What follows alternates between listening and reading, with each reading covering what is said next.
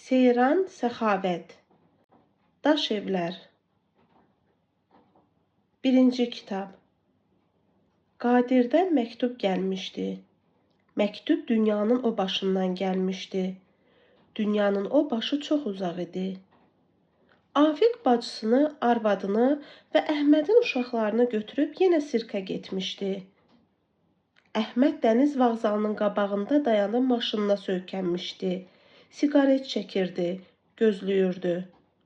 Zəkiyə xala mürgü vura-vura daş piləkənin üstündə oturub yola baxırdı. Şükufə güzgülənirdi. Salman işdən qayıtmışdı. Daş kimi düşüb qalmışdı. Çanko, bariton, baro, Bobbi səbirsizliklə Kamçatkanı gözləyirdilər. Gülağanın xəbəri yox idi ki, Şahin ağanın qulağının içində noxud boyda ziyil var. Şahin ağa pişik balasını qucağına alıb məhəlləyə gətirmişdi. Fərhad kişi məhəllənin pionerlərinə faşistlərin əclaflığından danışandan sonra küçədə Akifə rast gəlib soruşmuşdu. O nədir ki, anası eybəcər, balası göyçək, nəvəsi dəli? Akif universitetdə oxuyurdu. Alverçi zəminə qara kalağayı satmırdı. Satsaydı da alan olmazdı. Professor Əskərzadə arvadını və qızını götürüb Şıx çimərliyinə getdi. Rufa Bəhram Gürün heykəlinin qarşısında dayanıb, onun bədəninin əzəllərinə baxırdı. Görəsən indi niyə belə kişilər yoxdur? Taryel idmançıya oxşuyurdu. Tut ağacını yenə çırpırdılar. Çox mərtəbəli binalar daş evləri üzük qaşı kimi mühasirəyə almışdı.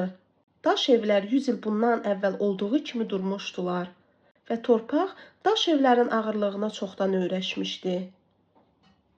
Bakının bir məhəlləsi.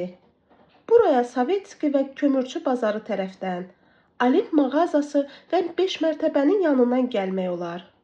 Buradakı evlər hamısı qədimdir, daşdan tikilib. Bu evlərin divarları çox qalındır. Divarın bu tərəfində nə istəyirsən danış, heç kəs eşitməyəcək. Əgər divara iri mıx vurmaq istəyirsənsə vur, qorxma. Divarın o biri tərəfində qonşunun xalçasını və yaxud rəhmətli atasının portretini korlayacağından ehtiyat eləmə. Bu məhəllənin suyundan olmaz, şollar suyudur. Yayın cırcıramasında bu suyun qədir-qiyməti artır. Nə qədər istəyirsən iç. İstəyirsən lap başını da yu, boldur. Qışda isə bu olur su qiymətində. Adamların o qədər də yadına düşmür və öz başına axır gedir. Bu məhəllədə nəhəng bir tut ağacı da var. Əgər onu şaqqalasan və məhəllənin müxtəlif yerlərində bastırsan, əməlli başlı yaşıllıq olar. Deyilənə görə bu qədim evlərin hamısı elə tut ağacının başına yığışıb, ona qısılıblar. Bu ağacın tutu bal kimi olur, özü də bütün məhəllənin adamlarına çatır. Həm də bu ağac vaxtilə bir nəfərin olub. Adını yaddan çıxarıblar. İndi isə hamı onun sahibidir. Tut yetişəndə onu yaxşıca çırpırlar və vedrə-vedrə evlərə paylayırlar. Bu ağac məhəlləni Bakının küləyindən qoruyur. Bir dəfə məhəllənin pionerləri yığışıb ağacı suluyurmuş. Özü də tut vaxtı. Ağsaqqal Fərhad kişi gəlib onları qovub və deyib ki, ay bala, tuta su qatmayın. Pionerlər də müharibə görmüş Fərhad kişinin sözündən çıxmayıblar, sağ olsunlar. Çünki Fərhad kişi həmişə uşaqlara faşistlərin vəhşiliyindən danışar. Onların suallarına cavab verərdi. Əslində bu uşaqlar hər adamın sözünə qulaq asan deyildilər. Bir də ki, Fərhad kişi müharibədən gətirdiyi orden və medalları pionerlərə göstərir, qürrələnirdi. Bu məhəllədə kimin qabağına pişik çıxsaydı, ürəyinə heç nə gətirməzdi. Çünki məhəllədə yaman çox pişik vardı. Bu pişikləri də bura Şahin ağa yığmışdı. O şəhərin harasındasa pişik balası görsəydi qucağına alır, sığallaya-sığallaya gətirib məhəlləyə atardı. Pişik balası da mehrini salırdı buralara, böyüyürdü. Günəşin istisi onun bədəninə ləzzət verirdi. Sonra gecə yarısı məhəllədə başqa pişiklərlə cırmaqlaşırdı. Şahin ağa da, uşaqlar da pişik balalarına kalbasa və süd verirdilər. Onlar da gecənin bir aləmində qışqırırdılar və qışqırdıqları anda çönüb pələng olurdular. Sonra isə məhəllədəki itlərdən çox asanlıqla intiqam alırdılar, artırdılar. Şahin ağa da mehrini pişiklərə salmışdı. Bu məhəllədə hamının Şahin ağaya yazığı gəlirdi. Şahin ağanın da pişiklərə. Heç kəs onun xətrinə dəyə bilməz. Çünki Şahin ağa bədbəxtdir. Ruhi xəstəliyi var. 45 yaşı olsa da qardaşlarının çörəyini yeyir. Əgər günlərin bir günü Şahin ağa məhəlləyə pişik balalarının əvəzinə bir dəstə pələng gətirsə də və bu pələnglər bütün kişiləri yesə də, bu kişilərin təzəcə dul qalmış arvadları da ona bir söz deməyəcək. Çünki Şahin ağa nə etdiyini bilmir. Əgər günlərin bir günü Şahin ağanın gətirdiyi pələnglər şükufəni yesə, məhəllənin adamları yığışıb ona heykəl qoyarlar və hətta Şahin ağanın özü də açılışa dəvət edilər və ona kefi istədiyi qədər araq verərlər. Məhəllədə şükufəyə çempion deyirlər. Xizək sürmək üzrə Bakı çempionu. Hərdən ona xizəkli də deyirlər. O geyinib keçinib evdən çıxanda deyirlər ki, getdi sürüşməyə. Və bütün bu sözləri onun ancaq dalınca deyirdilər. Hamı bilirdi ki, şükufə nə yuvanın quşudur. Əgər onun qarasına deyilən sözləri nəzərə almasaq, əslində hamı susurdu. Şükufə məhəllənin xeyrinə şərinə yarayan adam idi. Bir paltar biçdidən qalmazdı. Toylara isə nədənsə əri dura-dura 16 yaşlı oğlu İlqar gedirdi. Məhəlləyə təzə gəlin gələndə və yaxud məhəllədən qız köçəndə onların bəzənməsi işinə ancaq Şükufə baxırdı. Onun yaxşı zövqü vardı. Qəşəng geyinirdi. Suyu şirin qadındı, qamətlidir. Hind filmlərinə baxmağı xoşlayırdı və hər dəfə də ağlayırdı. Çoxlu yuxu görürdü və bu yuxular adətən 2 seriyalı olurdu. O öz 2 seriyalı yuxularını ən çox Zəkiyə xalaya danışırdı. Bir də Şükufə Fransa filmlərini xoşlayırdı. Bu filmlərə isə aktrisaların paltarlarına baxmağa gedirdi. Şükufə həmişə belə filmlərə baxandan bir neçə gün sonra özünə təzə don tikdirərdi və bu paltar mütləq o filmdə gördüyü libaslara oxşayardı. Şükufənin oğlu İlqar öz yaşıdlarının içərisində məhəllədə ən diribaş uşaqdı. Dərs oxumaqla arası yoxdur. Məhəllədə bu qəşənglikdə, bu boy-buxunda yeniyetmə yox idi. Və sifətinin çil olmadığını təsəvvürə gətirəndə adama elə gəlirdi ki, İlqarın qəşəngliyinə xələl gəlir. Onun şabalıdı saçları, iri gözləri var. Boynu isə bir qarış olardı. Yaşına uyğun gəlməyən kişiyana əda ilə yeriyirdi. Elə bil vaxtından tez böyüyürdü. 17 yaşının tamam olacağını səbirsizliklə gözləyirdi. Günləri sayırdı ki, anası ona maşını alsın. Hərdən taytuşlarının yanında deyirdi ki, maşınımın pulu hazırdır. Və taytuşları ona həsədlə baxırdılar. Onu bəxtəvər hesab edirdilər. Bəzi uşaqlar hələ indidən avans olaraq gələcəkdə İlqarın maşınına minmək üçün ona yaltaqlanırdılar və bu da İlqara ləzzət verirdi. Kimisi onun yolunda şorqoğalından keçir, kimisi velosipedini silir, bəziləri də onun təzə geyindiyi kostyumu tərifləməklə kifayətlənirdi. Şükufənin oğluna maşın almaq istəndiyini məhəllədə hamı bilirdi və hamı deyirdi ki, Şükufənin pulu çoxdur. Bir dəfə Şahin ağa əlində boş butulka gəlib uşaqların yanından keçəndə İlqar şəslə çıxarıb ona 1 manat pul vermişdi. Taytuşlarına isə özünün bu hərəkətini belə izah etmişdi. Bədbəxt adamdır, qoy gedib bir şey içsin. Bir də ki, hamı Şükufənin evi deyirdi. Heç ərinin adını çəkən yox idi. Əri çox vaxt anası gildə qalırdı. Əgər bir ay evə gəlməsəydi, heç kəsin yadına da düşmürdü. Şükufə məhəllədə hələ heç kəsin xətrinə dəyməyib, heç kəsin də sözünü danışan deyildi. Onun ya belə şeylərlə arası yox idi, ya da vaxtı. Bu məhəlləyə veyillənə gəlib çıxan itləri nəzərə almasaq, bircə it vardı ki, o da Şükufəninki idi. 5-6 ildə hələ bu itin səsini eşidən olmayıb. İlqar bir neçə dəfə bu iti məhəllədən qovmaq istəyib. Anası razı olmayıb ki, Allahın heyvanıdır.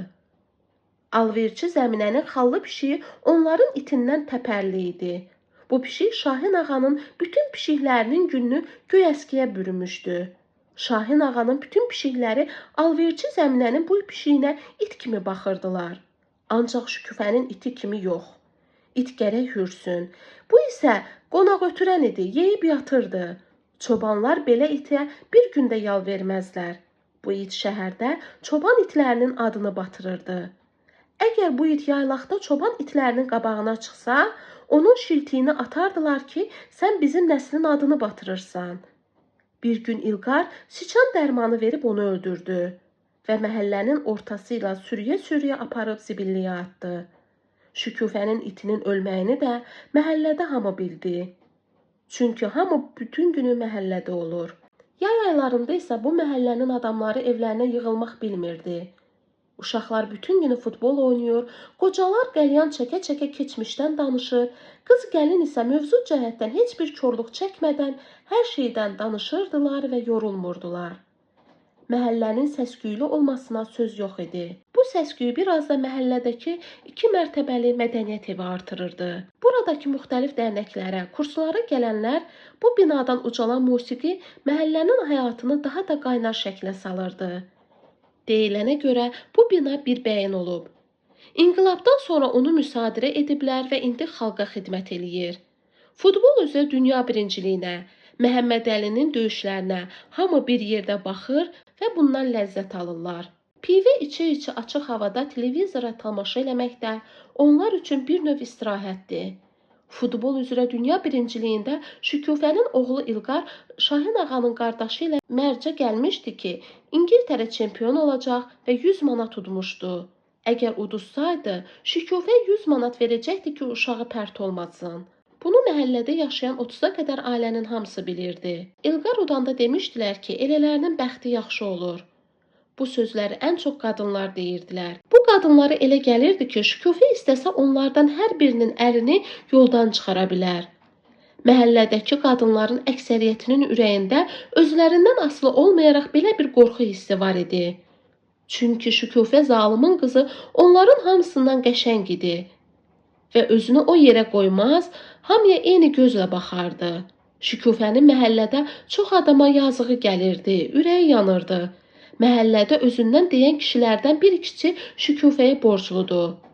Bunu bir Şükufə bilir, bir də o kişilər.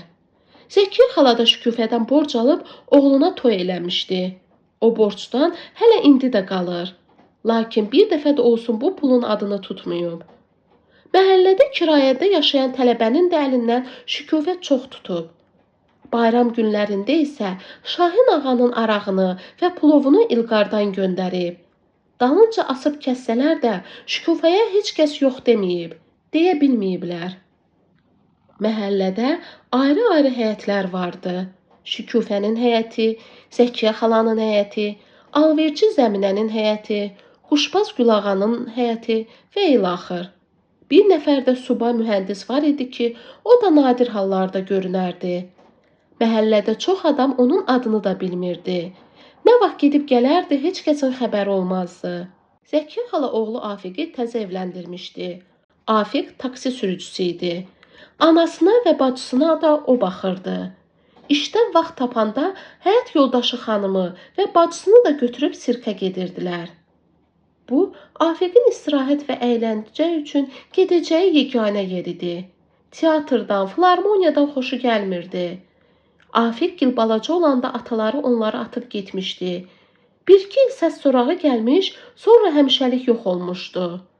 Zəkiyə xala onları boya başa yetirinəcən kipriyi ilə od götürmüş, dəridən qabıqdan çıxmışdı. O vaxt Zəkiyə xalaya böyük qardaşı kömək eləyə bilərmiş. O da əksinə bunların əlinə düşən puldan alıb içkiyə verilmiş. O qədər əyyaşlıq eləmişdi ki, axırda arvadı onu atıb gedib. Sonra böyük qardaş başqa birisi ilə evlənir, onunla da dolanmır. Balta ilə arvadını öldürmək istəyəndə onun üstünə alırlar. Qadın ömürlü şikəst olur. Özünə isə 12 il iş verirlər.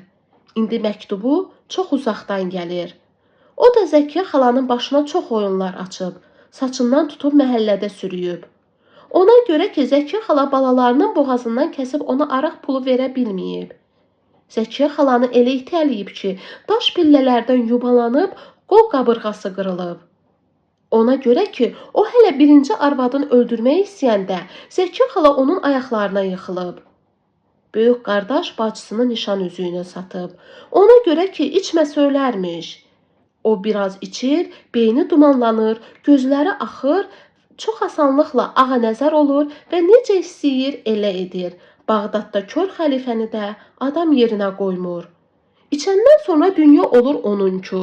Ürəyində Makedoniyalı İskəndərə, Teymurləngə, Hitlerə gülür. Sonra isə özünün dünyasında xoruzlana-xoruzlana gəzir. Ona görə də Zəkiyə xalanın böyük qardaşı Qadirin adam öldürmək istəməsi o qədər də təəccüblü deyil.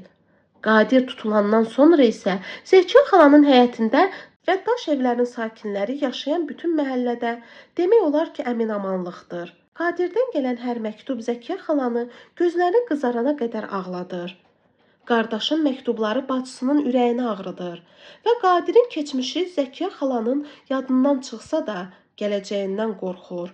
Bu həyətdə Zəkiyə xala da, Əhməd də, Tutiyə də Qadirdən bir yeyib 5 götürüblər. Bir dəfə Qadir həyətə gəlir və görür ki, heç kəs yoxdur. Tutiyədən pul istəyir və istəyinə nail olmadıqda qardaşının arvadını bıçaqla qorxutmaq istəyir. Və elə bu anda Əhməd içəri girir. Bıçağın birini də o çıxarır. Tutiyə onların arasına girir. Sonra Qadir şeylərini yığışdırıb Tbilisiyə gedir. Bir aydan sonra Zəkiyə xala Tbilisidən teleqram alır ki, Qadir ölüb. Əhmədlə Zəkiyə xala gecə ilə yola çıxırlar və Tbilisidə göstərilən ünvanda onları Qadir özü qarşılayır. İkisi də quruyub qalır. Heç nə, Qadir bilmək istəyirmiş ki, görsün hələ onu istəyən varmı və o vaxt bu Qadirə çox lazım idi. Əgər Əhməd və Zəkiyə xala onun dalınca getməsəydilər, bu dəfə Qadir əməlli başlı ölərdi. Və o gündən bu günə qədər Qadir ona görə yaşayır ki, onun dalınca Tbilisiyə gəlmişdilər. Axırıncı məktubda Qadir şəkil də göndərmişdi. O arıqlamışdı, ərimişdi. Elə bir sümükləri də nazilmişdi. Dərisi torbalanmışdı və yəqin ki, sinəsinə tuşla döydürdüyü məscid də uçulub dağılmışdı, görünməz olmuşdu. Qaşları gözünün lap üstünə düşmüşdü və elə biraz keçəndən sonra lap aşağı, gözündən də aşağı düşəcək və onu insan sifətindən çıxarıb eybəcər hala salacaqdı. Qadirin bircə gözləri dəyişməmişdi, xırdalanmamışdı və əvvəlki kimi iri idi. Lakin onun gözləri yerini dəyişmişdi. Cavanlıqda bu gözlər irəli çıxmışdı, elə bil həyata daha yaxından baxmaq istəyirdi. İndi isə bu gözlər geri çəkilmişdi və dünyaya əvvəlkinə nisbətən xeyli uzaqdan baxırdı. Bu gözlər elə bir quyunun dibində işıldayan bir cüt böcək idi. Adama elə gəlirdi ki, əgər belə getsə, gözləri nə zamansa onun boynunun dalından çıxa bilər və bu adamı heyrətləndirirdi. Əynindəki milmil paltar isə elə bir adicə pambıq parçadan deyil, dustaqxana pəncərəsindən tikilmişdi. O hər gün əynindəki paltarının millərindən yapışır, bu millərin arasından saatlarla həyata tamaşa eləyirdi. Bəzən isə bu paltarın millərini əyib oradan çıxmaq istəyirdi və buna gücü çatmırdı. Oturub zır-zır ağlayırdı, gözündən yaş gəlmirdi. Qadirin bircə ürəyi arıqlamamışdı ki, o da şəkildə görsənmirdi. Qadirin bircə arzusu vardı, dustaqlıqdan çıxmaq, doğulduğu məhəlləyə qayıdıb daş evlərin sakinləri ilə bir-bir əl verib görüşmək, sonra isə ölmək və tabutdan başını qaldırıb onu qəbirstanlığa aparan adamları saymaq. Vəssalam, buna isə hələ çox vardı. Düz 4 il və bu 4 il ömürlük uzana bilərdi. Yəni Qadir milmil paltarında ölə bilərdi və öldüyü yerdə milmil paltarını əynindən çıxarmaq onun ağlına gəlməzdi. Qadir tutulandan sonra az müddətdə Zəkiyə xalanın saçları ağappaq olmuşdu. Amma Qadir onun üzünü ağ eləyə bilərdi. Qadir tutulandan sonra Zəkiyə xala baş ağrısı da tapmışdı. Alnını həmişə kəlağayla bağlayırdı. O da daha daş evlərin sakinləri arasında alnı açıq gəzə bilmirdi. Qadir tutulana qədər həmişə onun alnı açıq, üzü ağ olub. Zəkiyə xalanın ürəyi Qadirin yanında idi. O qardaşının milmil paltarın şəkli ilə öz şəklini böyütdürüb divardan asmışdı. Afiqin toyunda Fərhad kişi başda olmaqla daş evlərin sakinləri onun üstünə düşdülər ki, saçlarına həna qoysun, sevinsin, ürəyi açılsın. Qadir'in bacısı bunu da eləmədi. Saçlarına həna qoymaq üçün daha əziz gün olacaqdı. Qadir dustaqlıqdan qayıdanda. Və Zəkiyə xala belə fikirləşəndən bir an sonra qorxudan bədəni buza döndü. Ürəyi getdi. Daş pillələrdən onu vurub yumaladılar. Fərhad kişi və daş evlərin başqa sakinləri ölüb yerə girdilər ki, Zəkiyə xala ayılana qədər onlar qaldı yerin altında. Əslində Qadirin bacısı öz oğluna bu tezliklə toy eləmək istəməzdi və öz aləmində məhəlləni özünə güldürmüşdü. Lakin qız evinin adamları demişdilər ki, biz 4 il gözləmək istəmirik. Oğlu isə qızdan ötürü ölürdü. Zəkiyə xala oğlunun ürəyini qırmaqdansa, məhəllənin ona gülməyinə dözməyi üstün tutmuşdu və bilmirdi ki, qonşulardan heç kəs onu qınamır. Onun gəlini qəşəng, istiqanlı və işbacaran idi. Çox astadan danışırdı. Zəkiyə xalanın isə qulaqları ağır eşidirdi və ona elə gəlirdi ki, Qadirin dustaqxanadan çıxması xəbərindən başqa heç nə onun qulağını aça bilməz. Zəkiyə xala gəlinin astadan danışmağından narazı idi və bir tərəfdən də buna sevinirdi ki, gəlin xeylağının səsini gələ heç kəs eşitməsin. Lakin onun da ürəyi istəyirdi ki, gəlini ilə hərdən oturub dərdləşsin, söhbət etsin. Bu isə gəlinin gəldiyi 3 ay müddətində hələ ki mümkün olmamışdı. Zəkiyə xalanın xətrinə həyətdə Əhməd, Tutiyə, onların uşaqları, Çöhrə və bura gələn adamlar bərkdən danışırdılar.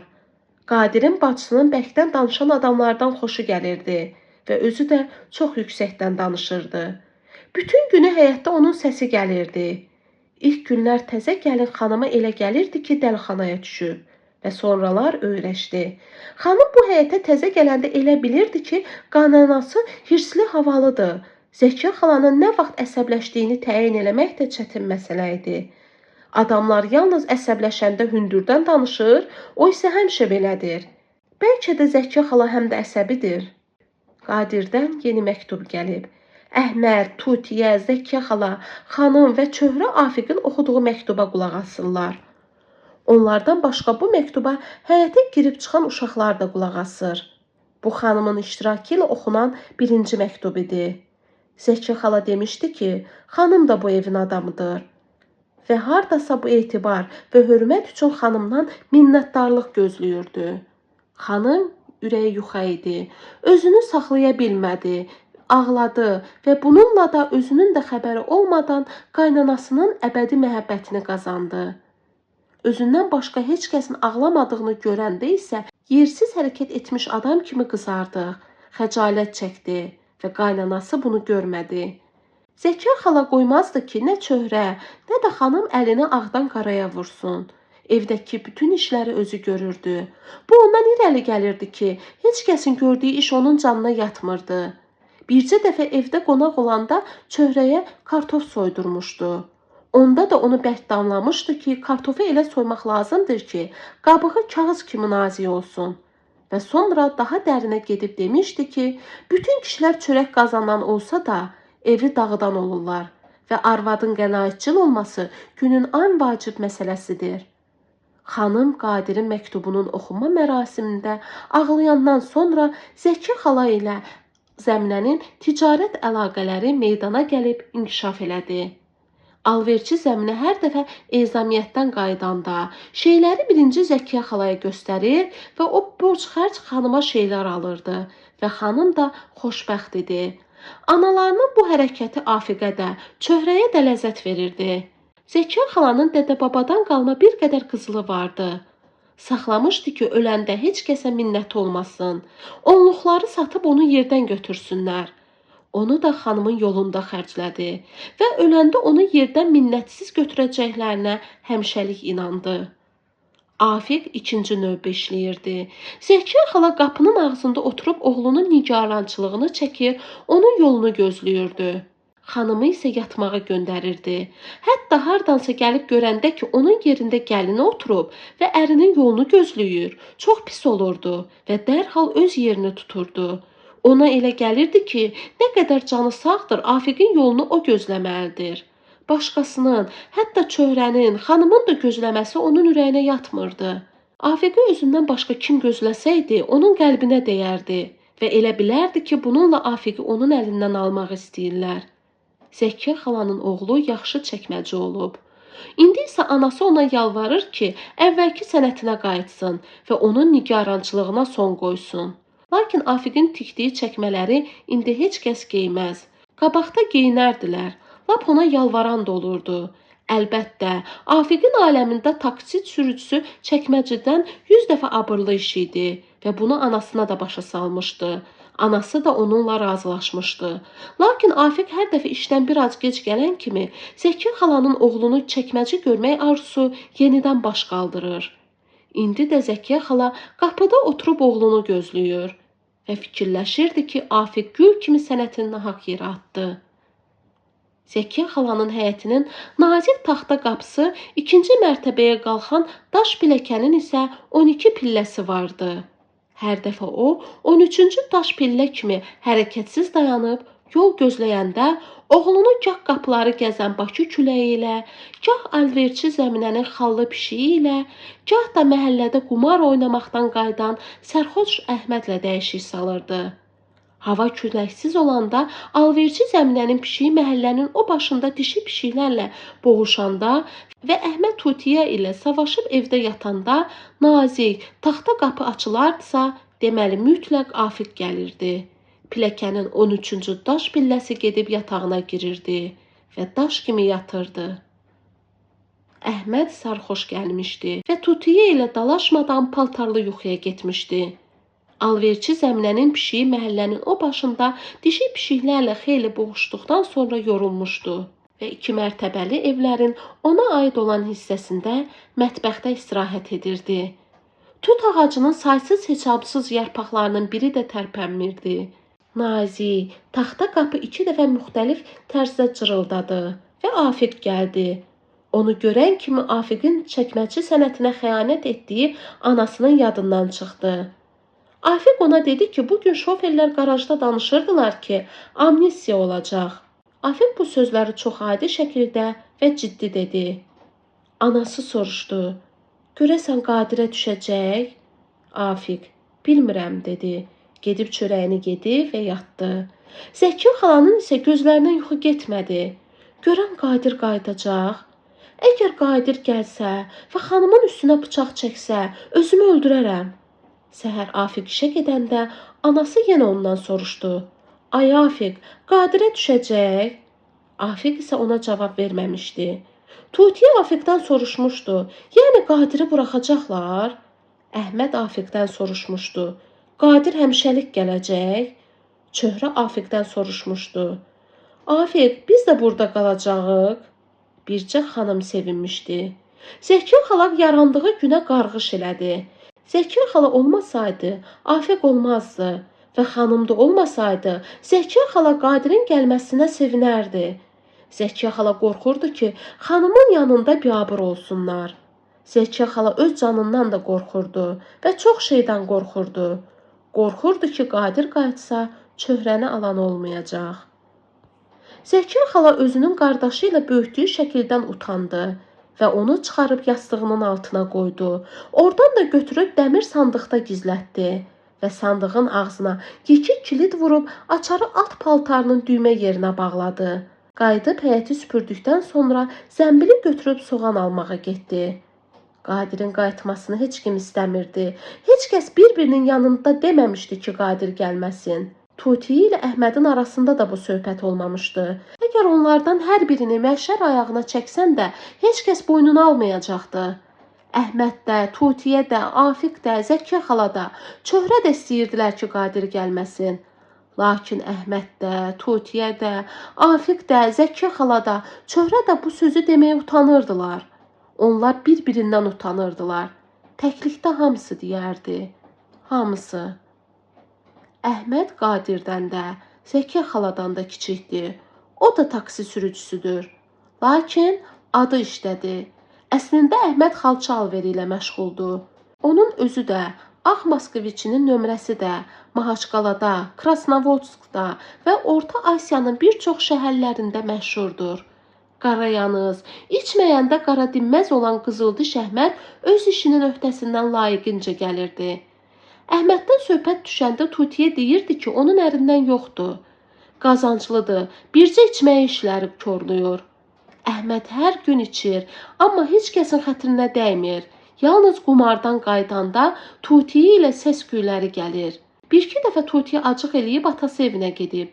Hər dəfə də Zəkiyə xala gedib onu gətirib. Onlar bundan sonra ayrıla bilməzlər. 5 uşaqları var. 4-ü oğlan, lap kiçikləri isə qız. Səbirənin 5 yaşı var. Ancaq əkə-bükə arvadlar kimi oturub durur. Çox qəşəng uşaqdır. Bu həyətdə hamı onun fındıq burnunu sıxır. O isə bunu öyrəşib. Səbirə oturanda orta yaşlı qadınlar kimi tez dizlərinin üstünü örtür və ayaqlarını bir-birinə sıxır. Anası ayağını hardan götürürsə, Səbirə də ayağını ora qoyurdu. Əhməd Tutiyəyə brilyant dəst alanda Səbirə ağlayıb özünü öldürdü ki, ona da alsınlar. Və bu tələbi bir cüt qırmızı qaşlı uşaq sırqasının onun qulaqlarından asılması ilə nəticələndi. Həyətdə bu yaşlı qız uşağı yoxdur. Afiqin toyunda Çöhrə özünə uzun paltar tikdirmişdi. Səbirə 2 ayağını bir başmağa dirəmişdi və həmin parçadan aldırıb o dəbdə özünə don dikdirmişdi. O Çöhrə ilə əməlli başlı rəqabət aparırdı. Ancaq Çöhrənin 21 yaşı vardı, Səbirənin 5. Səbirə həyətdə xanımı hamıdan qəşəng hesab edirdi. Afiqin toyunda şəkil çəkiləndə o, xanımın yanında dayanmışdı. Şəkillər hazır olanda isə Zəkiyə xaladan soruşmuşdu. Xanım qəşəngdir, yoxsa mən? İkiniz də. Sonra Səbirə soruşmuşdu. Bəs Çöhrə qəşəngdir, yoxsa mən? Sən qəşəngsən bibin qurban. Səbirə sağ ol bibi deyib atdana getmişdi oynamağa. Zəkiyə xala isə dalınca baxıb başını bulamışdı. Elə bir Tutiyənin uşaqlığıdır. Tutiyə həm də Zəkiyə xalagilin əmsi qızları idi. Qadir tutulanda hələ Səbirə yox idi. Ağlı başında olanda deyirdi ki, Tutiyədən yoxdur. Ona görə ki, Tutiyə onun qardaşına 4 oğul verib. Hərdən şitliyi tutanda isə Tutiyəyə deyirdi. Əmi qızı, qız tayfasından uzaq elə bizi. Qızın olsa ağzına yastıq qoyub öldürməyə məni çağır. İndi Qadirin hesabı ilə gərək Səbirə çoxdan ölmüş olaydı. 5 il bundan əvvəl. Qadirin Çöhrədən zəhrəsi gedirdi və bir dəfə də onu sevindirməmişdi. Çöhrə görəndə ki, Qadir gəlir, siçan deşiyi axtarırdı və siçan deşiyi tapmayanda qara qız uşağı ağappaq ağarırdı. Sonra isə sifətində boğuq bir rəng əmələ gəlirdi və Çöhrənin tanınmalısı qalmırdı. Qadirin səsi gələndə Çöhrənin boğazı quruyur və elə bil biraz da uzanırdı. Çöhrə bugün sabah ərə gedəcək, ana olacaq. Lakin dayısı Qadirdən yenə qorxacaq. Əgər Çöhrə Səadət sarayında gələcək həyat yoldaşının qolundan tutub, qohumların, dostların əhatəsində nikah otağına girdiyi yerdə Qadir dayısı onun qabağına çıxsa, qayıdıb qaçar və nişanlısının boynunu hamının yanında yerə soxardı və Çöhrə həmişəlik bədbəxt olardı. Bəs Çöhrənin qabağına Qadirin əvəzinə kim çıxsaydı bu qızın ürəyi dağa dönərdi və bu qız başını aşağı salıb qızarardı. Əhməd dayısı. Çöhrə lap uşaqlıqdan Əhmədin qucağında böyümüşdü. Əgər bir gün Çöhrə bu həyətdən uçmalı olsa, Əhməd dayısı uşaq kimi kövrələcək. Çöhrənin dalınca ağlayacaq. Əhmədin orta boyu var. İri gözləri həmişə kədərli olur. Alt dodağı aşağı sallanıb və siqaret çəkəndən çəkənə üst dodağına dəyir. Onun gözləri elə yorğun görünür ki, elə bir yuxu yatmır və həmişə axır. Nə qədər içir-içsin, rəngi dəyişmir. Yalnız danışanda dilinin topuq vurmağından içdiyi hiss olunur və ümumiyyətlə az danışır. Bel sütunu elə bir arxaya əyilib. Cavanlıqda oxlov vurmuş adam kimi düz olub. İnsan qocaldıqca qabağa əyilir, Əhməd isə yaşlandıqca arxaya əyilirdi. Deyilənə görə o gecələr üzü qoylu yatır və arxası qatda yatmaq onun üçün əziyyətdir. Əgər Əhməd arxası qatda uzansa, onun belinin altından qaz balası maneəsiz keçər. Cavanlıqda gür və sıx saçları olub. İndi isə saçının qabağını elə bir güvə yeyib. Bu da onun alnını açıb genişləndirmişdi. Üzünü də olduğundan böyük göstərirdi. Siqaret onun dodağından əski olmurdu. Barmaqlarının arası sapsarı idi və Əhməddən həmişə tütün qoxusu gəlirdi. Tutiyə hər dəfə Moskviçə minəndə gərək əvvəlcə bir şüşə adikalon töküb sonra minəydi. yoxsa ürəyi qalxardı. Əhməd oğlanlarının məktəbə gedib getmədikləri ilə heç vaxt maraqlanmırdı. Əslində onların üzünü az görürdü.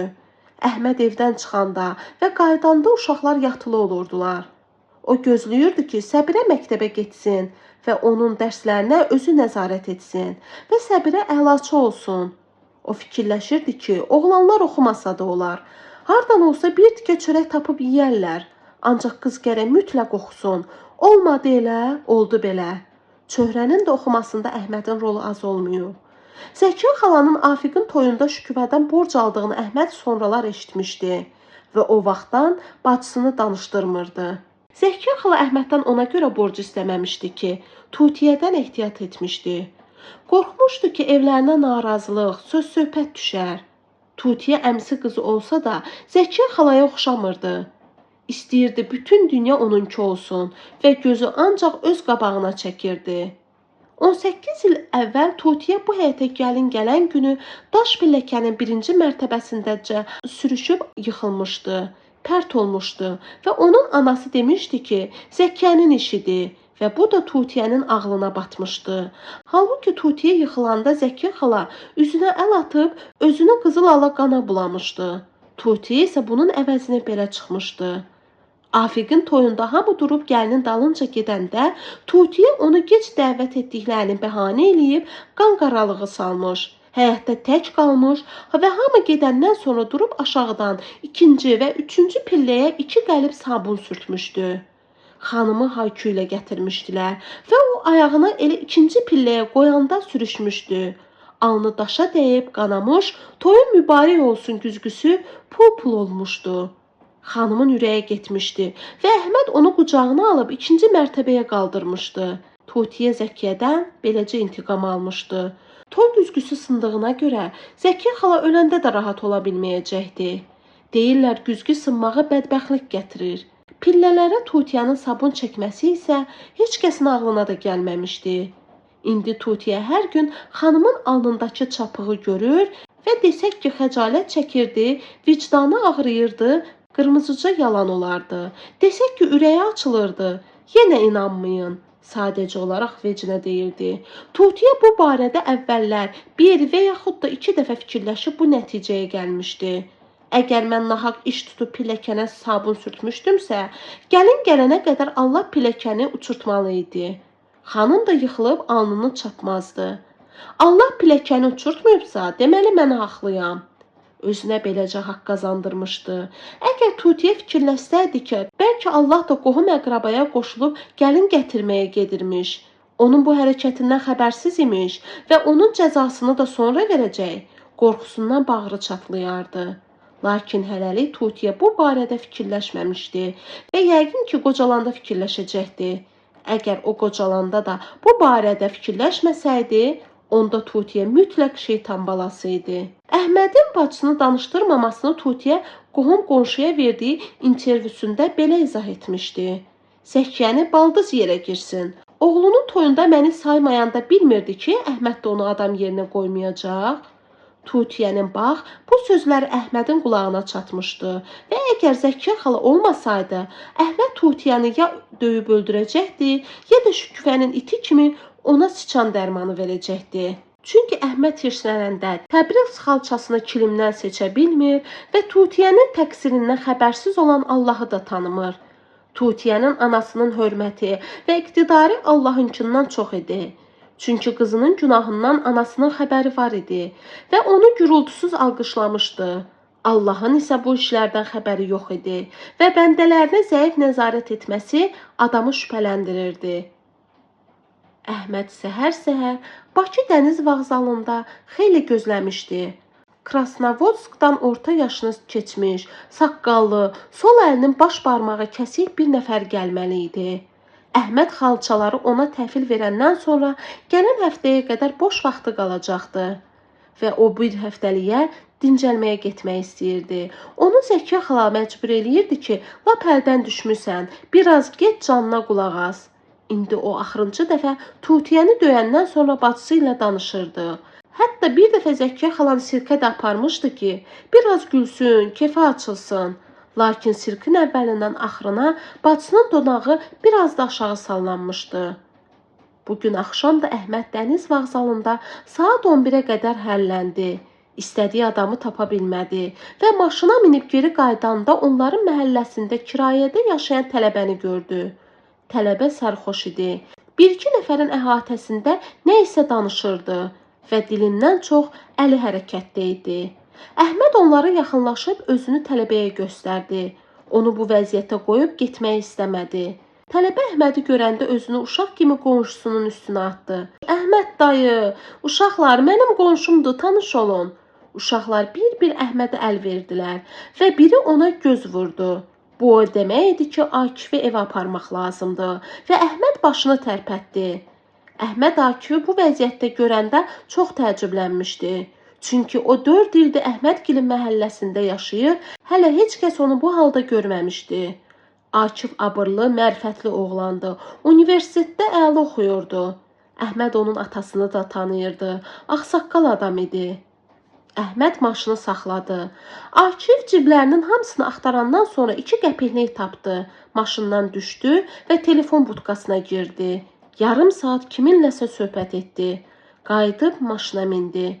Əhməd ona bir söz demədi. Akifə elə gəldi ki, 3 dəqiqə danışıb. Hətta maşının yerindən tərpənib daş evlərin məhəlləsinə girəndə ürəyindən yenə də telefonla danışmaq keçdi.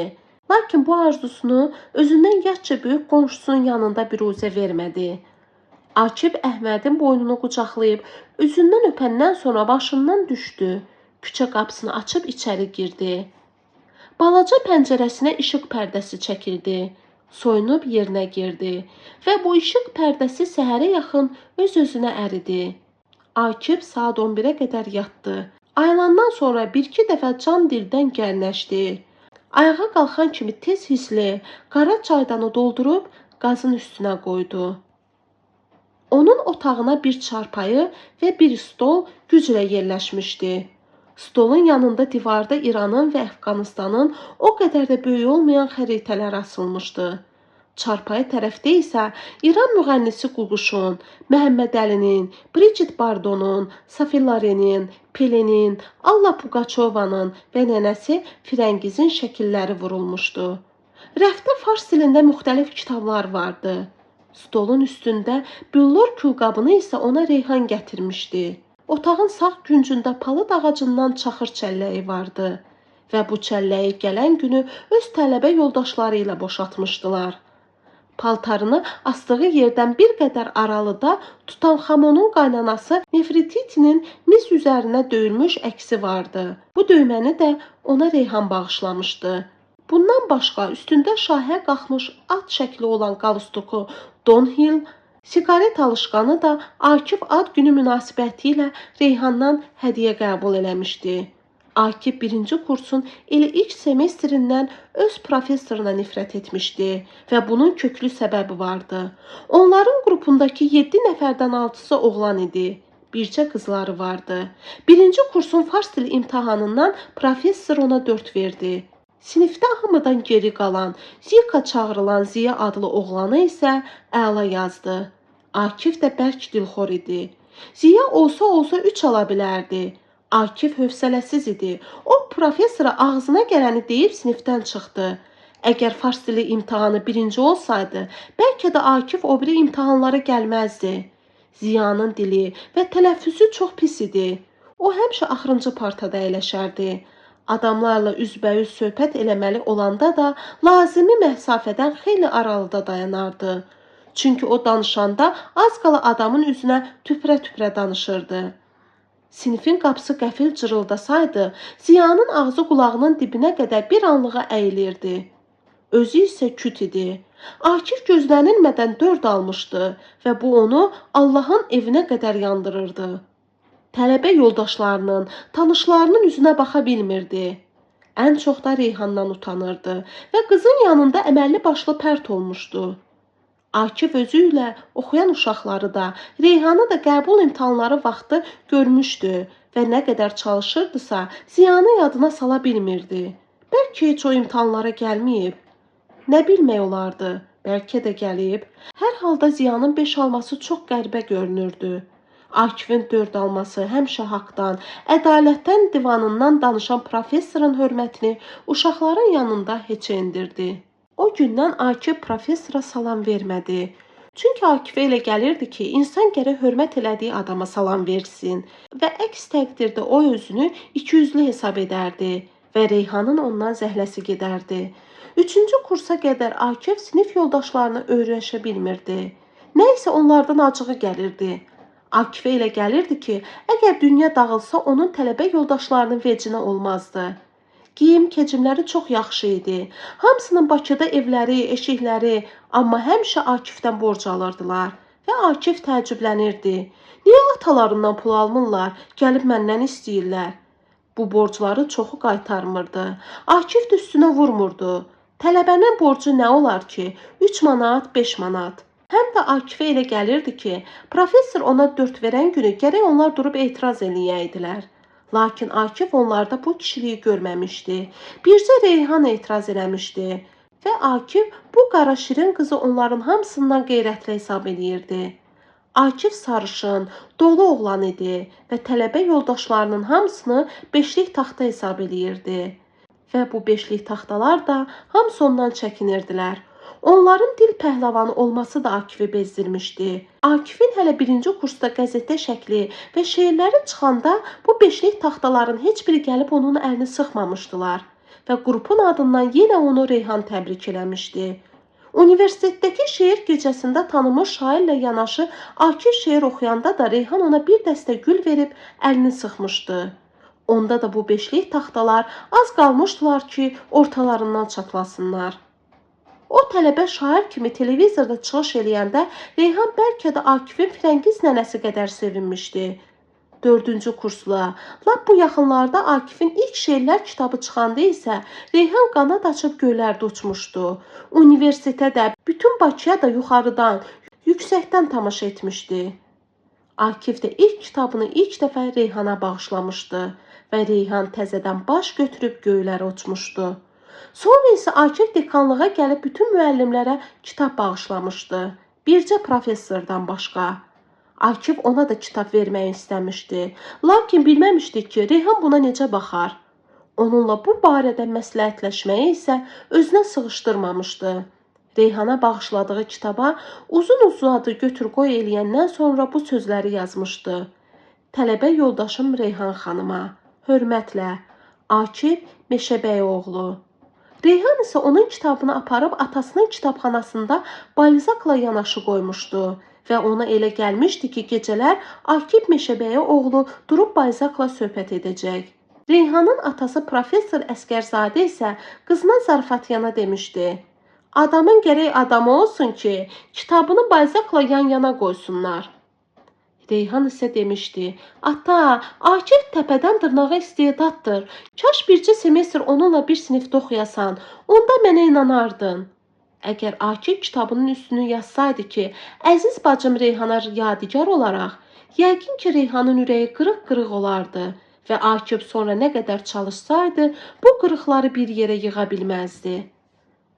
Akif mağazadan qayıtdı və üstündə öküz kəlləsinin şəkli olan konserv qutularını səliqə ilə divar tərəfdən stolun altına yığdı. Qoltuğundakı qəzetləri, Yunast, Ekran və İskustvo kino jurnallarını yatağının üstünə tulladı. Çaydan qaynayıb yarısına çatmışdı. Üstündə öküz kəlləsinin şəkli olan konserv qutularından birini indi qoyduğu yerdən götürdü. Qutunun üstündən öküz başı Akifə elə xoşbəxtcəsinə baxırdı ki, elə bil içindəki onun əti deyildi. Akif günortaya az qalmış səhər yeməyini yedi, özünə gəldi və Əhmədlə üz-üzə gələcəyindən utandı. Axşamdan bəri o, bu barədə birinci dəfə fikirləşirdi. Qəzetlərə baxdı, xarici xəbərlərdən hali oldu. Sonra durub şalvarını ütülədi. Üzünü qırxmaq istədi və fikrindən tez döndü. Axşam qırxaram. Gedib yaxşı bir hədiyyə də almalı idi. Fikrində şəhərdəki bütün mağazaları gəzdi. Heç nə tapmadı. Lap dilxor oldu. Sonra gedib böyük bir gül dəstəsi aldı. Reyhanın ad gününə getdi. Akifin bir zəngli saatı vardı və kefinə düşəndə zıngıldayırdı. Bu zəng səsi onu fikrindən ayırdı. O çevrilib zəngli saata baxdı. Sonra onu götürüb hələ səsi kəsilməmiş zibil vedrəsinə atdı. Saat son dəfə zibil vedrəsinin içində axıra qədər zəng çalıb sustu. Akif otaqdan çıxıb qapısını bağladı. Şəhərə tərəf düşmək istəyirdi ki, düz yanında Ziyanın maşını dayandı. O maşından düşüb qapını bağladı. Akif dinməz söyləməz qayıdıb qapını açdı, içəri girdi. Ziya da onun dalınca girib, salam verdikdən sonra Akifin cavabını gözləmədən dedi. Akif, vacib işim var, ona görə gəldim. Akif elə bildi ki, Ziya ondan pul istəməyə gəlib. Yox, cəmi 26 manat pulum qalıb. Hələ Reyhana hədiyyə də almalıyam. Kişilikdən deyil, o səninlə küslü ola qapıya gəlib. Hələ qoy görüm nə qədər istəyir. Akif özü oturdu və başı ilə ona işarə elədi ki, otursun. Sonra siqaret yandırdı və soruşdu, sənə nə lazımdır? Ziya bu sualı heç gözləmirdi və əslində o belə başa düşməli idi ki, sənə nə qədər pul lazımdır. Amma belə başa düşdü, nə zəhləmi tökürsən? Ziya biraz özünü itirdi. Mənə heç nə lazım deyil. Tez Akifin boş damarını tutdu. Mən sənin evinə gəlmişəm, özü də səni istədiyimdən. Akif onun sözünü yumuşaq tərzdə kəsdi. Yaxşı, evə gəlmişsən, bağışla. Bir an ikisi də sustu. Ziya da siqaret yandırdı və elə bil bunsuz danışmaq olmazdı. Dedi, mən səni istəməsəydim, bu evə ayaq basmazdım. Bilirəm, sənin məndən zəhlən gedir. Atamın qəbrinə and olsun ki, onun gözləri doldu. Atası yarım il bundan əvvəl dünyadan köçmüşdü. Akif yasa getmiş, necə lazımdırsa elə də kömək eləmiş. Lakin Ziya ilə kəlmə də kəsməmişdi. İndi Ziyanın birdən-birə belə kövrəlməsi Akifi çox təəccübləndirdi. Çünki Akif heç vaxt inanmazdı ki, Ziya da kövrələ bilər. Ona görə də hər şeyi bir anlığa unudub xəcalət çəkdi. Sonra ayağa durdu. Reyhanın bağışladığı külqabını gətirib ortalığa qoydu və öz aləmində Ziyaya bir balaca güzəştə getdi. Ziya da bunu belə qəbul elədi və bu onun ürəyində biraz qut oldu. Akif başını qaldırıb onun üzünə baxandan sonra Ziya dilləndi. Dünən Reyhanı görmüşəm. Onun səsi titrədi. Akif bu titrəyişə inansa da ona yersiz göründü və soyuqqanlı soruşdu. Nə olsun? Yenə sustular və sükutu Akif pozdu. Elə bundan ötürü gəlmisən? Akifin Ziyaya yazığı gəldi. Gör nə qədər küt adam deyə əməlli başlı bir bəhanə də tapa bilməyib. Ziya dedi, yox, bundan ötürü gəlməmişəm. Hə, bəs onda niyə belə bir təhərsən? Nə tərəm ki? Elə bir iynə üstündə oturmusan. Düz deyirsən. Yenə sustular. Yenə sükutu Akif pozdu. Doğrudan, nə olsun ki Reyhanı görmüsən? Reyhanı hər gün dərsdə görmürük ki? Görürük. Ziyanın dodaqları əsirdi. O Reyhan gətirən külqabıda siqaretini söndürdü. Durub çaydandan ilıq sudan biraz stəkanına tökdü. Başına çəkdi. Holqumu 2-3 dəfə gedib gəldi. Mən Reyhanı gecə saat 12-nin yarısında Baksovet metrosunun böyründə görmüşəm. Kimdən görmüsən? Atası ilə? Yox. Akifin əsəbləri gərildi. Bəs kimdən görmüsən? Səndən azca hündür bir oğlan vardı yanında. Akif macal tapıb fikirləşdi. Yalan olsa özünü ölmüş bil Ziya. Tez də özünü ələ aldı və özündən asılı olmayaraq soruşdu. Nağı ayırdılar. Ziya mətləbi uzatdı. Mən Tamikə zəng eləmək istəyirdim. Metronun böyrünə bitişik telefon putkaları qoyulub ha. İstədim oradan zəng eləyim. Yaxınlaşanda gördüm ki, putkaların birində oğlan telefonla danışır. Akif onun sözünü kəsdi. Oğlan cəhənnəmə danışsın telefonla. Mən səndən oğlan soruşuram. Ziya qaraldı və sözünə davam etdi. Reyhan da oğlanın qolundan sallanmışdı. Vəssalam, Akif tapanca kimi açıldı. Ziya özünü əməlli başlı toplayıb dedi. Akif, istəyirsən məni öldür. Bax, atamın qəbri üçün gözlərimlə gördüm. Oğlan telefonla danışırdı. Reyhan da onun burnundan öpürdü. Ziya boşaldı, yüngülləşdi. O öz yoldaşlıq borcundan çıxdı və onunla təskinlik tapdı ki, Akif kimi qeyrətli bir oğlanı aldanmağa qoymadı. Akif isə Ziyanın axırıncı kəlməsini eşidən kimi dik ayağa qalxıb bağırdı. Cəhənnəmə olsun, mənə nə? Və oturub başını əllərinin arasına aldı. Ziya ayağını ayağının üstünə aşırmışdı. Siqaret çəkə-çəkə gözlərini Akifə zillənmişdi. İndi Ziyanın ürəyindən elə bir daş asılmışdı və bu daş yelləndikcə Akifin başına dəyirdi. Akif ağlayırdı. İndi Ziya elə bir söz demək istəyirdi ki, bu vəziyyətdən özünü də, tələbə yoldaşını da çıxarsın. Lakin Ziya nə qədər axtardı, kəlləsini və ürəyini ələk-vələk elədi, yenə də o sözü tapa bilmədi. Elə bir o söz bir yağlı tiki olmuşdu və itlər onu həzm rabedən keçirmişdilər. Bakıda çox gözəl bir qız yaşayırdı. Əgər desək ki, Reyhana oxşuyurdu, bu dəqiq olmazdı. Elə bir Reyhanın özü idi və təəssüf ki, hələ onlar bu şəhərdə üzbəüz gəlməmişdilər. Bəzən Reyhanın tanımadığı adamlar ona salam verib gülümsüyürdülər. Reyhan isə nə qədər fikirləşirdisə, yadına heç nə düşmürdü və heç nəyi xatırlaya bilmirdi. Belə anlarda Reyhan özünü huşsuzluqda təqsirləndirirdi. Reyhanın tanışları isə bəzən o qıza salam verəndə o elə bilirdi ki, restoranda nə vaxtsa onlarla rəqs eləyib və bu adamların sifətini xatırlamağa da çalışmırdı. Onsuz da bu qız yaxınlarının çoxunu üzdən tanıyır, adlarını yadında saxlaya bilmir. Təsəvvür edin ki, 2 addımlıqdan Ziya 4 il bir sinifdə oturduğu tələbə yoldaşını bu qızdan seçə bilməmişdi.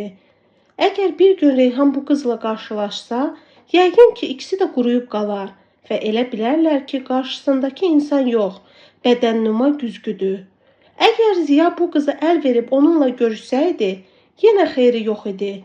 Çünki ağız, burun, hərəkətlər, saçın rəngi və yığılışı, uzun, qəşəng boğazı, səsi, bədən quruluşu, geyimi, dünya dağılsa da Ziyanı fikrindən döndərə bilməyəcəkdi. Əgər onlar yanaşı dayansalar və birdən Reyhan hərəkət eləyib Ziyanın yanına gəlsə və ona əl verib görüşəndən sonra Akifi ondan soruşsa, Ziya key halda inanacaqdı. Yalnız bir şərtlə. Ziya Reyhanın atası Əskərzadədən şübhələnəcəkdi. Akif Ziyanın yanında oturub dinməz söyləməz siqaret çəkirdi. Onlar Moskviçlə Baksovetin yanından filarmoniyaya tərəf burulanda Ziya qəfil əyləci bastı. Maşının çarxları ətürpədici bir səs çıxarıb dayandı. Akif, axşamki oğlan və barmağı ilə qəzet asılmış vitrini göstərdi. Hə, odur, özüdür. Akif tez maşından düşdü. Yolu yüyürə-yüyürə keçdi. Yol tənzimləyicisi onun dalınca fit çaldı. Akif eşitmədi. Oğlana yaxınlaşıb qolundan yüngülcə tutdu. Salam verdi. Sonra ona nə isə dedi. İkisi də yeraltı keçiddən keçib Ziyanın yanına gəldilər. İkisi də arxa oturacaqda əyləşdilər. Ziya soruşdu. Hara sürüm? Akif dedi. Çinara, köhnə intrustin yanına. Çinarda adam çox idi. Onlar maşından düşmədilər.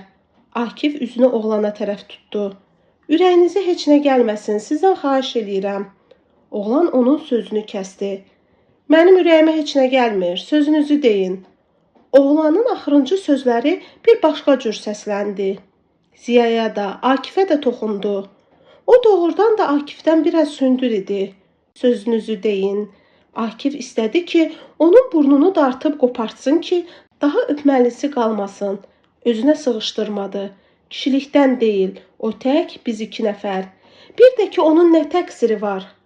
Sonra Akif özündən asılı olmayaraq oğlanın qəşəng saçlarına baxdı, əllərinə baxdı, Reyhanın barmaqlarını gördü, sifətinə yaraşan burnuna baxdı, Reyhanın dodaqlarını gördü.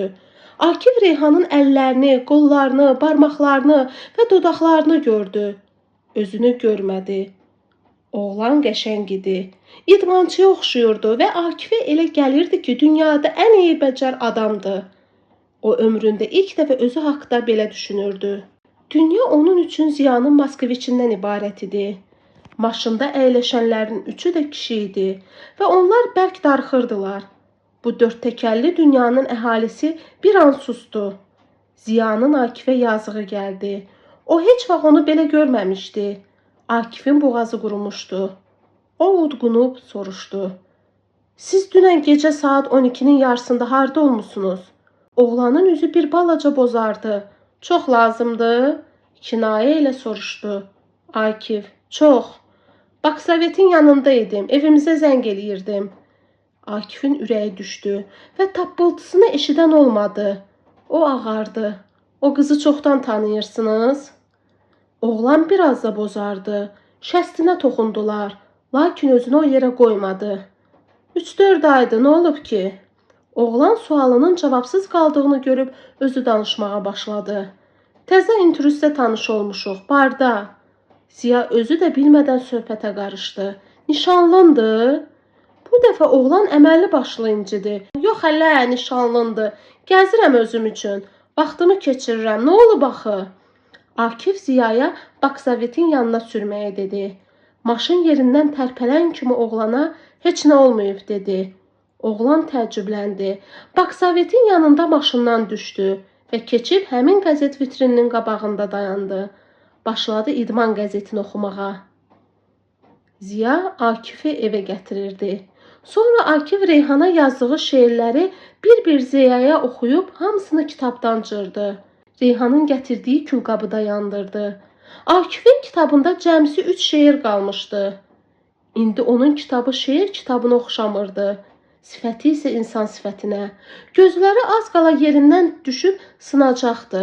O Nefrititinin misə döyülmüş portretini divandan zorla dartıb qopardı. Külqabını da, portreti də, alışqanı da zibil vedrəsinə atdı. Sabah zibil daşıyanlar sevinəcəkdi və bundan sonra onlar həmişə zibilləri maşına ehtiyatla yığacaq və uzağı 2-3 gün çəkəcəkdi. Akif bu şeyləri zibil vedrəsinə atanda onun gözündən ora bir damcı yaş da düşdü. Amma sabah zibil daşıyanlar külqabını, portreti və alışqanı götürəndə bu göz yaşına heç fikir də verməyəcəkdilər. Ziyanın da gözləri dolmuşdu. O durub Akifi qucaqladı. Onlar bu vəziyyətdə xeyli qaldılar. Zəkiyə xala pəncərədən baxsaydı elə bilərdi ki, uzun illərin ayrılığından sonra görüşüblər. Fərhad kişi pəncərədən baxsaydı elə bilərdi Ziya Akifi müharibəyə yola salır. Qadir baxsaydı elə bilərdi ki, dustaqxananın görüş otağıdır. Ziya Akifi yüngülcə sıxdı. Çuvaq, qutar day. Akif Ziyanın xətrinə zorla gülümsədi. Sonra üz-gözü turşudu və siqaret yandırdı. Üzünü Ziyaya tutdu. Gecə bizdə qal. Sən nə desən eləyərəm. Ancaq sən qutar day, bəs deyə, alə, sən Akif Meşəbəyin oğlusan. Özü də nə eləmək olar ki? Elə bil ki, ölüb. Əgər Ziya bu sözü dünən desəydi, Akif onun çənəsini çıxarardı. İndi isə Akif heç nə demədi. Dili yox idi danışmağa. Ziya soruşdu. Akif, maşına toxunan olmaz. Bu məhəllədə yox. Saat 9-un yarısı idi. Hava çoxdan qaralmışdı. Bayırda çisəliyirdi. Tut ağacının dibinə bir damcı da düşməmişdi. Məhəllə qalmışdı Şahin ağanın pişiklərinin ixtiyarında. Ziya Akifin üzünə baxdı. Akif barmağını dodağına yapışdırıb susmaq işarəsi verdi. Rəngi təzədən ağardı. Otaq, daş evlər, tut ağacı, Ziyanın həyətdəki Moskviçi onun başına fırlandı. Dili qurudu. Tık tık tık. Onlar yerlərindən tərpənmədilər. Akif, qapını aç. Yağış güclənmişdi. Tut ağacının dibinə 5-10 damcı düşmüşdü. Pişiklər məhəllədən qaçıb dağılmışdı. Akif, tak tak tak tak.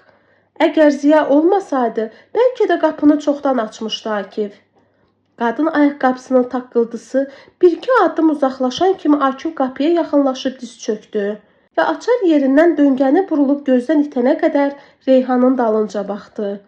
Reyhanın 21 yaş tamam olurdu. O axşamdan bəri qonaqlarına Akif Meşəbəyi oğlunun şeirlərini əzbərdən deyirdi. İndi onların süfrəsinin başında 2 stul boş qalmışdı. Bu stullar da, qonaqlar da Akiflə Reyhanı gözləyirdilər. Hələ şampanski də açılmamışdı. Reyhan Akifin gəlmədiyini gördükdə sınmışdı. Atası çox təcrübəli və yaxşı insan idi. O Reyhanın şaqqıltı ilə sındığını lap aydın eşitdi və elə bildi ki, gözünün ağı qarası bircə qızının toy güzgüsü sındı. Professor Əskərzadə uşaq deyildi. Bilirdi ki, Reyhan Akifi dəlicəsinə sevir, onunla fəxr eləyir. Əgər Reyhan evə Akifsiz qayıtsaydı, bu boyda dünya onun gözündə bir qara qəpik olacaqdı və inanacaqdı ki, Akifin başında nəsə var. Bunları Akif də bilirdi və indi Reyhanı meydanda tək qoyduğuna inanmırdı. Reyhan içəri girəndə atası qızının sifətinə baxdı və ona elə gəldi ki, toyunun sabahsı günü qızını ər evindən qovublar. Çoxmərtəbəli təzə binalar bu məhəllənin daş evlərini dörd tərəfdən mühasirəyə almışdı və bu mühasirənin dairəsi ildən ilə daralırdı. Daş evlərin sakinləri bilirdilər ki, günlərin bir günündə onlar da bu məhəlləni tərk etməli olacaqlar. Daş evlərin sakinləri hamısı məhəllədə idi. Mədəniyyət evinin qapısının ağzında Gülağanın göyərçinləri quruldayırdı. Bəziləri isə hərdən 2-3 metr hündürlüyə qalxır və qanadlarını şappıldada təzədən yerə qonurdular. Şahin ağanın pişikləri nədənsə bu göyərçinlərə yaxın gəlmirdilər və bu onu təəccübləndirirdi. Şahin ağaya elə gəlirdi ki, onun pişikləri göyərçinlərin dimdiyindən qorxurlar. Alverçi Zəminənin pişiyindən başqa heç bir pişik göyərçinlərə kəm baxmazdı. Şahin ağa istəyirdi ki, onun pişikləri də Alverçi Zəminənin pişiyinə oxşasın. Hətta bir dəfə Alverçi Zəminənin pişiyi Gülağanın göyərçinlərindən birini tutub yemişdi və bunun üstündə məhəllədə böyük biabırçılıq olmuşdu. Gülağı hiddətindən Alverçi Zəminənin pişiyini maşının altına qoymaq istəyəndə elektrik dirəyinə dəymişdi. Payız günəşi düz daş evlərin sakinləri yaşayan məhəllənin üstündə qərar tutmuşdu. Fərhad kişi futbol oynamaqdan yorulmuş uşaqları başına yığıb onlara faşistlərdən danışırdı. Məhəllənin bazar günü idi. Lap kiçik uşaqlar Akifin yaşadığı otağın qabağında, qum topasının üstündə oynayırdılar.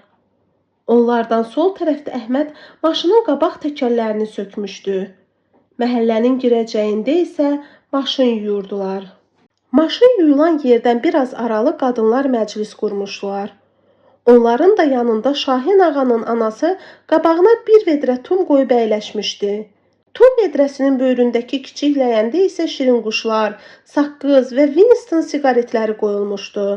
Uşaqlar Fərhad kişinin başından dağıldılar. Onların səs-küyü məhəlləni başına götürmüşdü. Göyərçinlər uçub dama qonmuşdular. Şükufə güzgünün qabağında bəzəndikcə öz-özünə heyran olurdu. Lakin buna sevinmirdi. Çünki özünü gözəl görməyə bir növ adət etmişdi. O indi şəhərə düşmək üçün məhəllədən keçəndə kişilər çevrilib ona baxacaq. Əhməd isə maşının altından onun uzun, qəşəng baldırlarını görəcəkdi və ürəyində Şükufənin ərinə 1000 dəfə söyəcək. Maşını düzəldib qutaran kimi gedib onunla danışmaq istəyəcəkdi. Lakin onun bu arzusu Şükufə məhəllədən çıxana kimi ürəyində öləcəkdi. Əşinə borcuma, qeyrətini əri çəksin də. Tutiyə məhəccərin qırağına bərkidilmiş maşında ət çəkirdi və hərdən bir tikə götürüb ağzına atırdı. Onun çiğ ət yediyini heç kəs bilmirdi. Heç Əhmədin də bundan xəbəri yox idi. Yoxsa ona yaxınlaşmazdı, əti ürpəşərdi. Xanımın başına açdığı oyuna görə Tutiyəyə quduz demək olardı.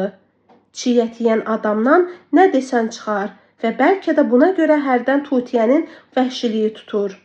Bir dəfə Səbirə onu hirsləndirmişdi. Tutiyə qızının qolunu elə dişləmişdi ki, Çöhrə otaqda 1001 gecə oxuyurdu. O bu kitabı Şükufədən almışdı. Xanım paltar suya çəkirdi. Afiq işə getmişdi. Zəkkiyə xala isə həyətin və ayaq yolunun qapısına rəng çəkirdi. Onların həyət qapısının üstünə 16 yazılmışdı. Zəkkiyə xala öz aləmində yenilik etmək istədi və ayaq yolunun qapısına da 16 yazdı. Qoy bilinsin ki, bu tualet bizimdir. Ziya Akifin yanından çoxdan çıxıb getmişdi. Akif səhərdən bəri otaqdan bayıra çıxmamışdı və çarpayısının üstündə arxası üstə uzanıb bir ağcaqanadın hərəkətinə fikir verirdi. Ağcaqanad xeyli vızıldadıqdan sonra pəncərənin başına qondu. Akif xeyli ona tamaşa elədi. Ağcaqanadın tərpənməməsi Akifi əsəbləşdirdi. Elə bil ki, Akifin ondan başqa heç bir məşğuliyyəti yox idi. Durub onu təzədən uçurtmaq istədi. Tənbəllik elədi. Akifin yaşadığı otağın tavanından nə zamansa dammışdı və o yerdə qəribə mənzərə əmələ gəlmişdi. Elə bil ki, ətrafı yaşıl ağaclarla əhatə olunmuş qəbirstanlıq idi.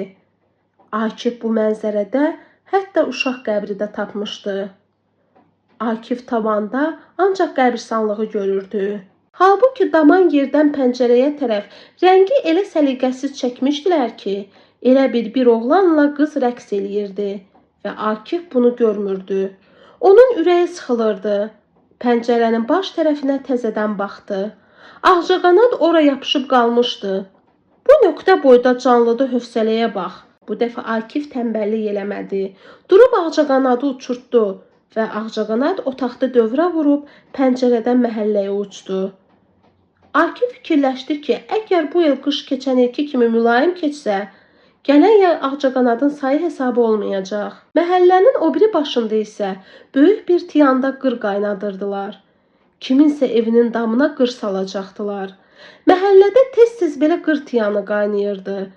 Hər dəfə Zəkiyə xala bu tiyanları görəndə fikirləşirdi ki, yəqin cəhənnəmdəki qır tiyanları da belə olur. O özündən asılı olmayaraq fikirləşirdi ki, o dünyada Şükufəni də belə qır qazanına salacaqlar.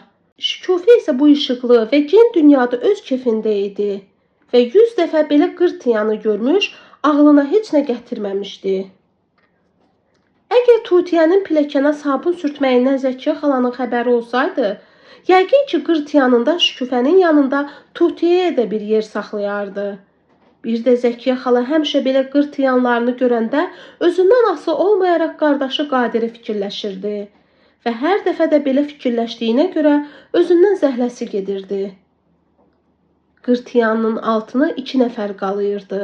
Hər ikisi qırın tüstüsündən insan cildindən çıxmışdılar. Bircə gözləri ağarırdı və Zəkiyə xala onları asanlıqla cəhənnəm xidmətçilərinə oxşadırdı. Zəkiyə xala fikirləşirdi. Allah ona görə küçələrdə bəndələrinə qır tiyanı qaynatdırır ki, qalan bəndələr görsün bir-birinə pislik eləməsin. Qırçılar isə bu tiyanı evin üstünə qır salmaq üçün qaynadırdılar. Vəssalam.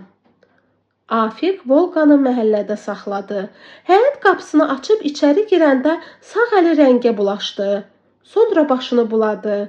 Daş pillələri qalxıb içəri girdi. Xanım onu görən kimi, hardasan? İnci-inci soruşdu. Sonra əlavə etdi. Demişdin ki, 2-də gələcəm, saat 3-dür.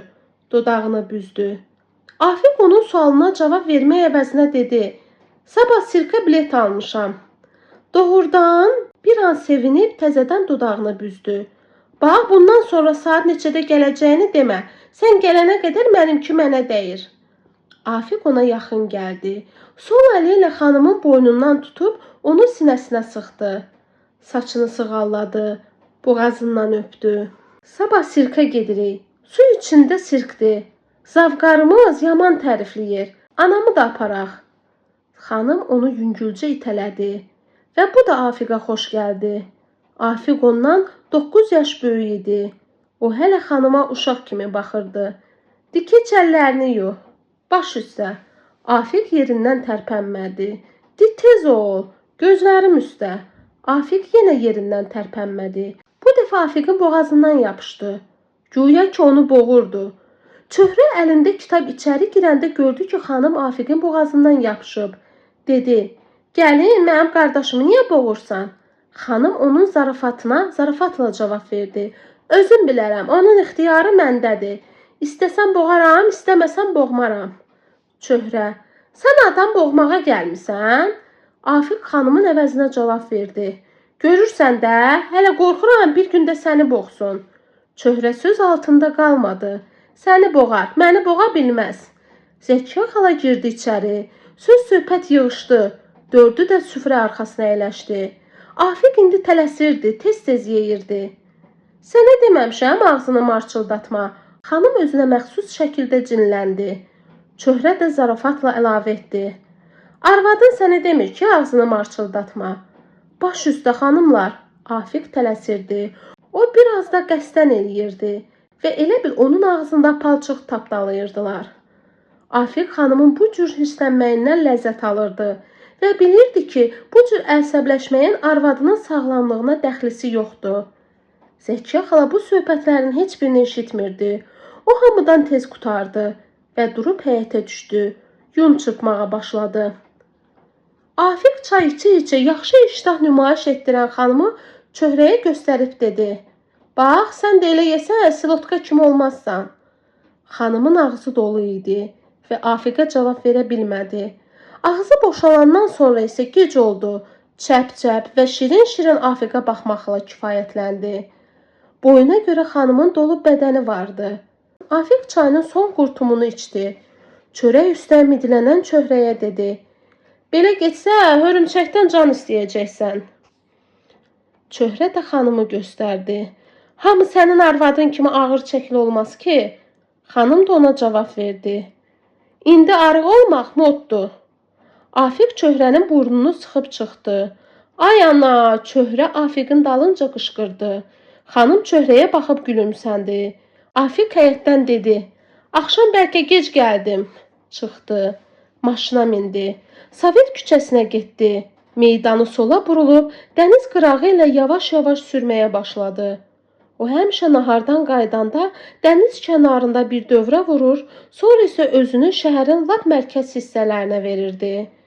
Afiqin vağzala gedən taksi sürücülərinə zəhləsi gedirdi. Ümumiyyətlə sürücülər vağzala gedənlərə öz aralarında vağzal pişiyi deyirdilər. Bu cür sürücülər iş saatlarının çoxunu vağzalda keçirir, qatarla gələnləri 1-ə 5 qiymətə şəhərin müxtəlif yerlərinə daşıyır. Dövlətin də, arvadın da planlarını doldururdular. Bu cür işləmək Afiqin xoşuna gəlmirdi. Vağzal pişiklərinin qarajda da hörməti yox idi. Onlar az işləyib çox qazanmaq istəyənlərdi. Əlbəttə, vağzalda da işləmək lazımdır. Çünki qatarla gələnlərin maşına ehtiyacı daha çox olur. Ancaq vicdanla. Bəzi sürücülər kimi maşının arxasına qoyulan şeylərin də pulunu sərnişindən istəməyə Afiqin heç vaxt düzü gəlməzdi. Və o, bu cür qazanılmış pulları haram hesab eləyirdi. Amma sərnişinlər ona 70 qəpik əvəzinə 1 manat verəndə də onlara qəzəbi tutmurdu. Çünki Afiq fikirləşirdi ki, dolanmaq da lazımdır. Afiq 1-2 saat işlədikdən sonra gəlib təzə inturistin yanından keçirdi. Əl qaldırdılar, saxladı. Onlar ikisi də arxada əyləşdilər. Oğlanın 25-26, qızın isə 20 yaşı ancaq olardı. Gecə saat 11-in yarısı idi. Afiq bugün iş yoldaşının əvəzini işləyirdi. Oğlan əlini yüngülcə Afiqin çiyninə çırpıb dedi. Şıxova, brat! Maşın yerindən tərpənən kimi oğlan qıza siqaret verdi.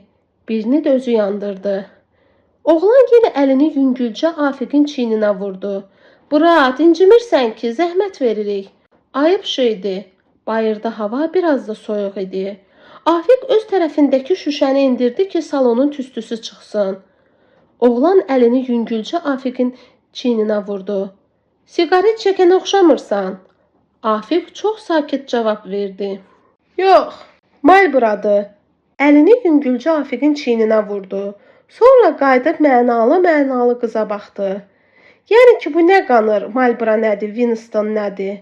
Qız da onun baxışlarından təxminən bunları oxudu. Gecə vaxtı Şıxovda nə var ki? Təmiz hava almağa gedirik, brat. Şəhərdə elə bir adamın havası çatmır.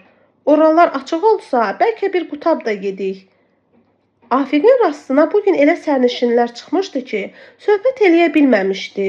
Dedi, nə deyirəm ki?